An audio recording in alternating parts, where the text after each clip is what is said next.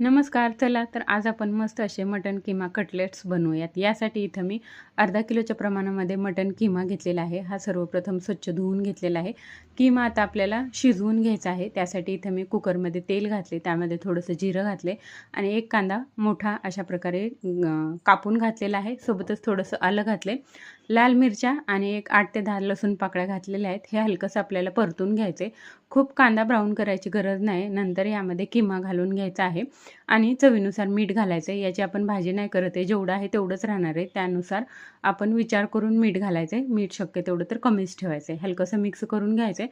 नंतर यावरती झाकण ठेवलेलं आहे, त्यावरती पाणी घालायचं आहे. थोडंसंच पाणी घालायचं आहे, कारण आपल्याला याचा रस्सा नाही पाहिजे. 1-1.5 मिनिट हे असंच गरम होऊ द्यायचं आहे, म्हणजे छान आपल्या किम्याला पण पाणी सुटतं आणि आपलं पाणीही गरम होतं. त्यानंतर हे पाणी जे आहे ते या किम्यामध्ये घालून घ्यायचं आहे. कुकरचं झाकण लावायचं आहे आणि 2 ते 3 शिट्ट्या करून हा किमा जो आहे तो चांगला शिजवून थंड करून घ्यायचा आहे. पाहू शकता अशा प्रकारे आपला किमा जो आहे तो छान शिजलेला आहे. याच्यातला जो हाडाचा पार्ट होता तो मी काढून टाकलेला आहे आणि हलकंसं आणखीन गरम करून याच्यातलं पाणी आटवून घेतलेलं आहे. आता किमा थंड करून आपल्याला ग्राइंड करून घ्यायचा आहे. तर त्यासाठी मिक्सरच्या भांड्यामध्ये घातलं आहे. यामध्ये थोडासा पुदिना, कोथिंबीर आणि लिंबाचा रस घातलेला आहे आणि छान असं हे मिक्सर चालू बंद करून किमा जो आहे तो छान एकसारखा वाटून घ्यायचा आहे. आता किम्याला बाइंडिंग देण्यासाठी इथं मी ब्रेडच्या 1.5 स्लाईस घेतलेल्या आहेत, त्याही वाटून घेतलेल्या आहेत. आता इथं त्याला कोटिंग करण्यासाठी एक अंडं जे आहे ते फेटून घेतलेलं आहे.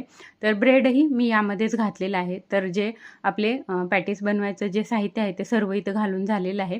तुमच्या आवडीनुसार तुमच्याकडे मोल्ड असतील तर मोल्डनी तुम्ही बनवू शकता किंवा हाताने सिलेंडर शेपवाले किंवा गोल शेपवाले अशा प्रकारचे जे पॅटीस असतात, कटलेट्स असतात, ते तुम्ही तुमच्या आवडीनुसार इथं बनवू शकता. तर कटलेट्स बनवून घेतलेले आहेत सर्व.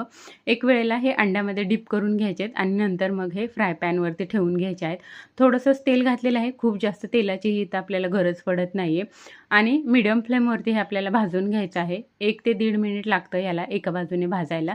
तर आलटून पलटून हे आपल्याला दोन्ही बाजूनी छान असं भाजून घ्यायचं आहे. किमा आपण शिजवून घेतलेला आहे अगोदरच चांगला, त्यामुळे इथं आपल्याला खूप जास्त भाजत बसायची, शिजवत बसायची गरज लागत नाही आहे. फक्त छान हे एकसारखं बाइंडिंग झालं पाहिजे आणि याच्यातलं जे साहित्य आहे ते संपूर्ण गरम झालं पाहिजे, एवढं शिजवायचं आहे. मस्त असे किमा कटलेट्स आपले तयार आहेत.